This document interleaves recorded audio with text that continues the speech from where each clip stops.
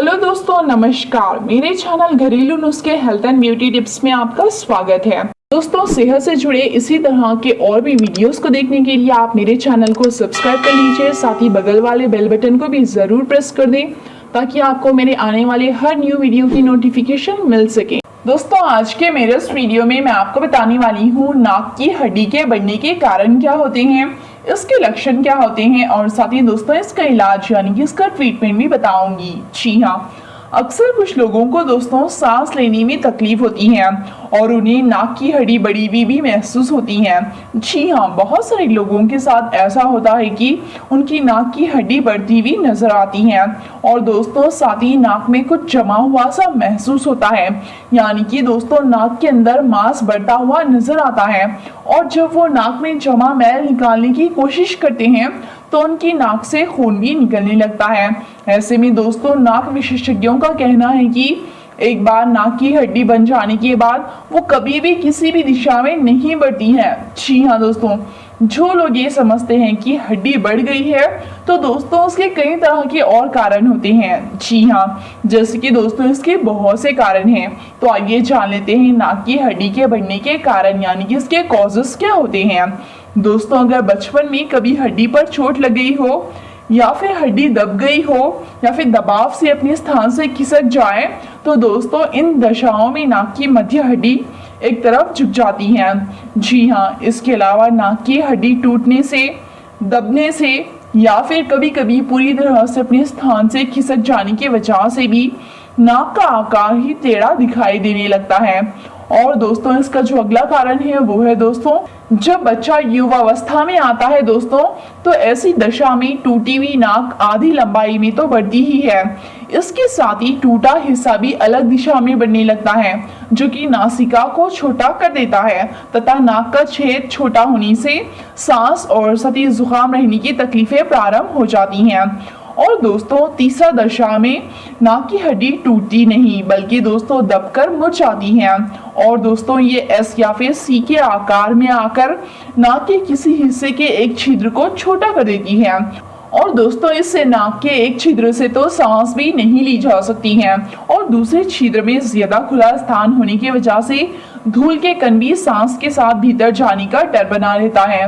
जी हाँ, तो दोस्तों अब आपने जान लिए हैं हमारे नाक की हड्डी का बढ़ना या फिर मांस का बढ़ना क्या होता है, यानी कि दोस्तों ये क्यों होता है और साथ ही इसके कॉजेस क्या होते हैं, इस बारे में आपने जान लिया है। आइए दोस्तों मैं आपको बता देती हूँ नाक की हड्डी या फिर मांस बढ़ने के लक्षण यानी कि इसके सिम्टम्स क्या होते हैं।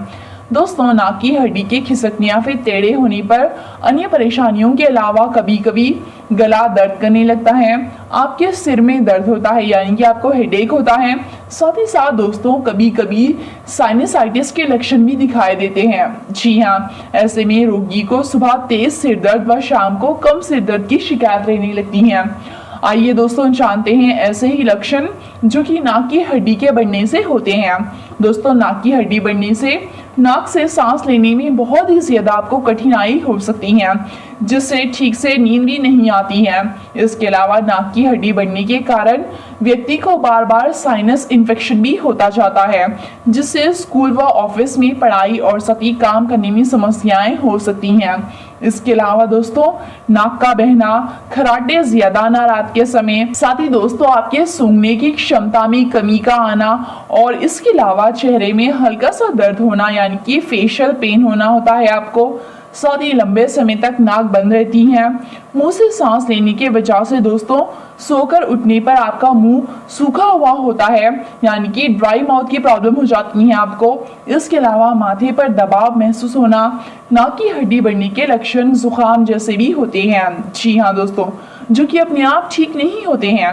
ऐसे में जब कभी भी आपको जुकाम हो रहा है और ठीक नहीं हो रहा है तो दोस्तों आपको इसे नजरअंदाज नहीं करना चाहिए क्योंकि दोस्तों ये नाक की हड्डी के बढ़ने का भी लक्षण होता है। दोस्तों अब मैं आपको बताऊंगी इस नाक की हड्डी के बढ़ने की प्रॉब्लम से आपको किस तरह से अपना बचाव करना है, साथ ही दोस्तों इसके ट्रीटमेंट के बारे में भी बताऊंगी। जी हाँ दोस्तों, अगर आपके नाक की हड्डी बढ़ने का विकार यानी कि प्रॉब्लम छोटा हो तो डॉक्टर्स आपको एंटीबायोटिक दवाएं देकर रोग का इलाज करते हैं।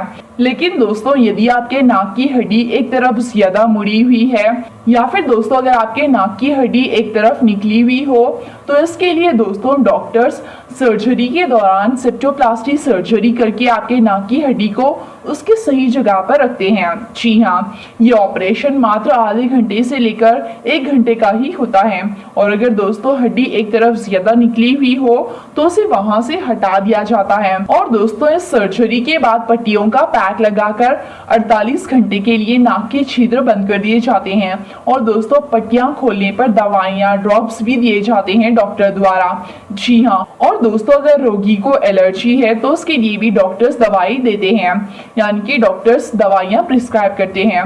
इसके अलावा दवा बंद होने पर भी 1 महीने के अंतर से रोगी को 3 से 4 बार डॉक्टर से चेकअप अवश्य करवा लेना चाहिए। तो दोस्तों इस प्रकार से जब आपकी नाक की हड्डी बढ़ जाती है तो आप डॉक्टर के पास जाते हैं तो डॉक्टर्स आपको इस तरह की सर्जरी करके आपकी नाक के हड्डी का ट्रीटमेंट अच्छी तरह से कर देते हैं।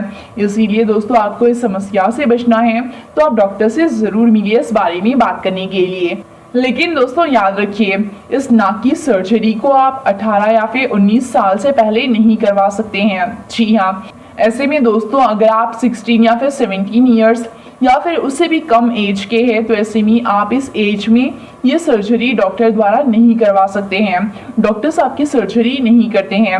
जब आप 18 या फिर 19 ईयर्स के हो जाते हैं तो आप ये सर्जरी बहुत ही आसान तरीके से करवा सकते हैं। और हाँ दोस्तों, यदि जन्म से ही आपके बच्चे की नाक टेढ़ी लगे आपको या फिर उसकी नाक हमेशा बहती रहती है या फिर दोस्तों उसे सांस लेने में किसी तरह की तकलीफ महसूस होती है तो दोस्तों इसके लिए आप उसे ENT यानी कि कान नाक गला रोग विशेषज्ञ को तुरंत ही दिखा दीजिए, क्योंकि दोस्तों उसी समय किया गया उपचार ही स्थायी होता है, वह आसानी से किया भी जा सकता है। इसीलिए आप उसे बचपन में ही उसका इलाज करवा दीजिए। और दोस्तों अब मैं आपको बताऊंगी नाक की हड्डी बढ़ने को कैसे रोका जा सकता है, यानी कि इसका बचाव किस तरह से किया जा सकता है।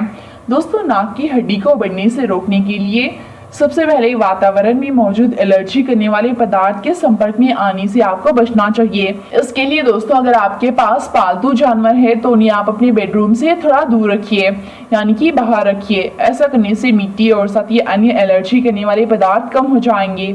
और दोस्तों घर में मौजूद हवा को यानी कि धूल मिट्टी को साफ करने के लिए आप एयर फिल्टर का उपयोग भी जरूर करें। और दोस्तों इन फिल्टर्स का उपयोग करने की सबसे सही जगह होती है बेडरूम या फिर वो जगह जहां पर आप सोते हैं। जी हाँ, अपने गद्दे को एलर्जी करने वाले सूक्ष्म कीटाणुओं से बचाने के लिए उसके ऊपर कवर चढ़ाएं। धूम्रपान ना करें, यानी कि दोस्तों आप स्मोकिंग करना, शराब पीना, ये सब चीज़ें रोक दीजिए। ऐसा करना आपकी सेहत के लिए बहुत ही बुरा होता है, यानी कि दोस्तों इससे आपके सेहत को नुकसान होते हैं। इसीलिए आप स्मोकिंग भी छोड़ दीजिए, साथ ही साथ ड्रिंकिंग यानी कि शराब पीना भी छोड़ दीजिए। और साथ ही दोस्तों घर को साफ रखें और मिट्टी कट्टी होने ना दें। इसके अलावा दोस्तों आप कारपेट, तकिए, पर्दे और साथ ही फर्नीचर को अच्छे से साफ भी करें। इसके अलावा दोस्तों अगर आप अपने बच्चों को इस बीमारी के होने से बचाना चाहते हैं तो दोस्तों इसके लिए आप उनके कपड़े वाले खिलौने यानी कि दोस्तों टेडी बियर आदि जैसे चीजों को फ्रिज में रखिए और 24 घंटों के लिए छोड़ दीजिए। ऐसा करने से उनमें मौजूद एलर्जी करने वाले सूक्ष्म कीटाणु मर जाते हैं। और दोस्तों फफूंद को हटाने के लिए खास बनाए गए साफ सफाई करने वाले क्लीनर्स का उपयोग करें। खास करके दोस्तों बेसमेंट, बाथरूम और साथ ही रसोई में आप इसका इस्तेमाल जरूर करें। इससे होगा ये कि दोस्तों इस तरीके से दोस्तों आप नाक की हड्डी के बढ़ने की समस्या से आसानी से बच सकते हैं और अपने आप को हेल्दी रख सकते हैं। और दोस्तों आपको मेरी ये वीडियो अच्छी लगी हो तो आप इस वीडियो को लाइक और शेयर ज़रूर करें। साथ ही साथ अगर आपको इस वीडियो से जुड़े कोई भी सवाल हो तो आप मुझे कमेंट कीजिए, मैं आपका रिप्लाई दूंगी। और दोस्तों आपको अगली वीडियो में कौन सा टॉपिक चाहिए ये भी आप मुझे कमेंट सेक्शन में बता सकते हैं, मैं आपके लिए वो वीडियो तुरंत ही बना दूंगी।